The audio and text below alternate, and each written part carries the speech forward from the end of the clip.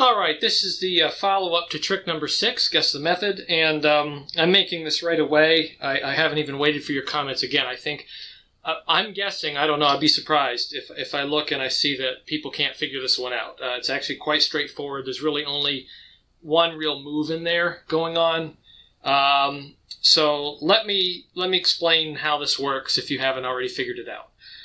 It is a triumph routine, and it's a kind of triumph routine where we're going to see a spread of cards facing the wrong way. So we're going to have a spread of cards facing the wrong way, and there's going to have to be a way to set that up and then to control that to be seen and not seen at various times. So the way this works is you do start clean. You start with a regular deck. There's no setup whatsoever. It can be shuffled, which is a nice thing about this. There's no order to it, of course. It's not necessary for this trick. And it doesn't have to be, you don't have to hinge on a selected card, although you could do that if you want to. You can have someone select a card. But in this presentation, you're going to see the face of it. So it's not like you're going to find a card. So you take an indifferent card and you explain to them that you're going to demonstrate. You can see the pattern there, the storyline I gave. Come up with your own. But you explain that you're going to show and illustrate how a magician can track a card inside of a deck. So you turn it face up. Now, I only put it in the top quarter of the deck. So it's in a very small packet at the top that's going to be very important to the ratios here as we go to shuffling later on. So I place it in facing the wrong way, and I spread to show that I can find it easily. When I get to the end of my spread, I'm going to grab a pinky break underneath the bottom 4 cards, only 4 cards. So a pinky break underneath as I close the spread back up. As I turn back this way, I'm going to do a Browry reversal, and the way that works is that I hold with my pinky break on the bottom 4 cards as I turn the rest of the deck over top of those cards. So the motion is this. The cards sweep over the top of those 4 cards, and then on top of them, I'm going to do, with them being covered by the deck, I'm going to do an authentic overhand shuffle. And I want to do this in small packets. And the reason is that I want to get down to where my card of interest is at. And it'd be nice if it can be seen, but it doesn't have to be. But the key is I really want to displace my card to the opposite end of the deck. And the only way you can do that is by working in small packets. If you go in large packets, you might actually move the location of the card more central, and we don't want to do that. So my card of interest is now located here, just about a quarter under the other side of the deck now, facing the other way. And then at the back side of the deck, I've got 4 cards now facing the opposite way from my reversal. So this is my situation here.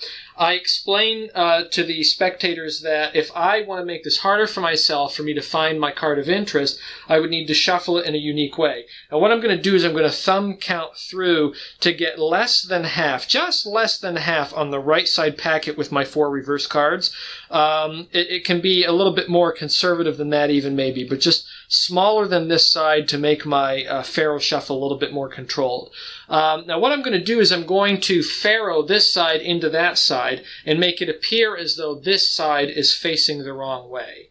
Now the way we do this is that I drop my backside packet so that I can get my 4 cards that are facing the wrong way facing up. And then I'm going to turn over my regular packet. Okay, so you can figure out those motions, how they work best for you. For me, it looked something like this. I gave a turn behind cover. I turn this one face down so that it's not seen that I turn it.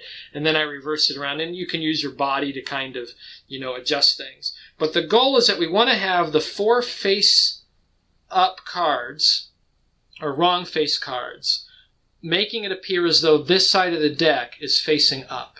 Okay, so the rest of the deck, the rest of this packet is facing the same way as these cards. And I'm going to Pharaoh these in with at least 1 or 2 cover cards on the top. Now, the reason why I keep it conservative with a small pack is because I Pharaoh funny. I Pharaoh from the inside to the outside.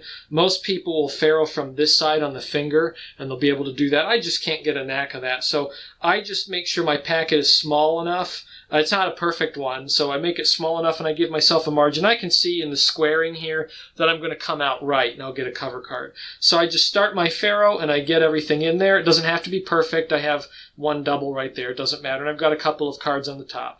You just want to get it so that it's close and you have only one or two cards at the top here, and that it's pretty even below that for those 4 cards. I square these up, and I explain that we're putting together the packets, one half facing one way, one half facing the other way, the typical Triumph kind of explanation.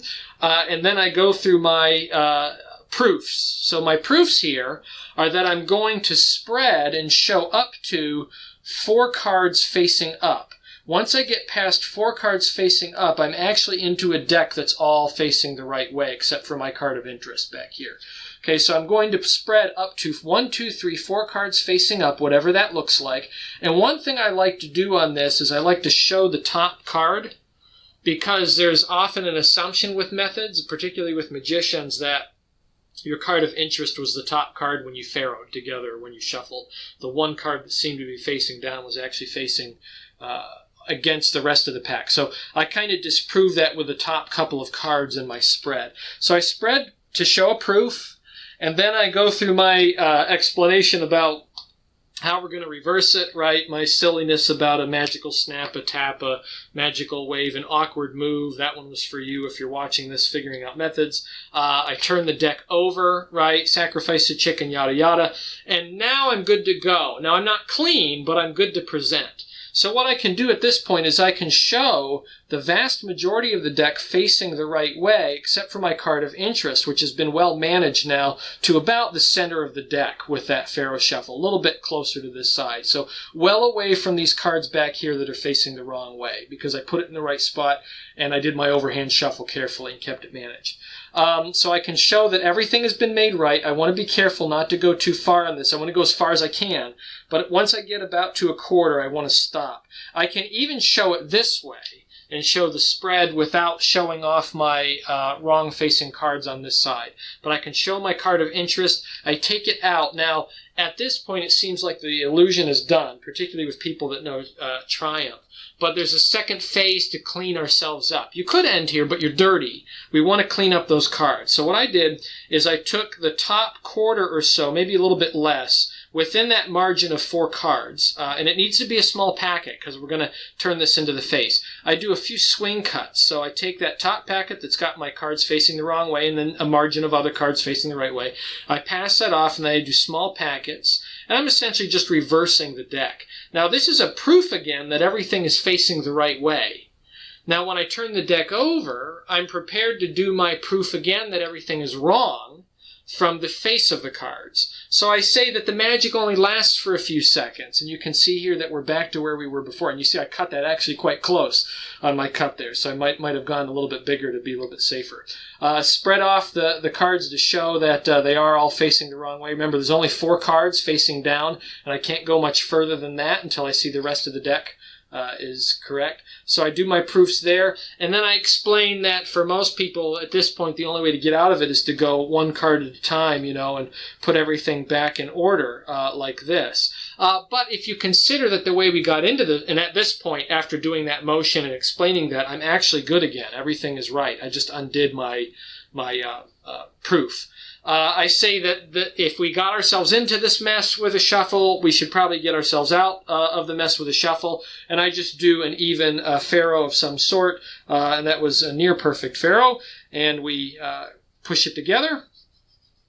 And then, of course, you show your proof at the end. So that's how it did. That's how we did it. Just a Bowery reversal was really the only thing that was in there. The only real move that's going on. So good luck with that. And I wish all of you happy magicking.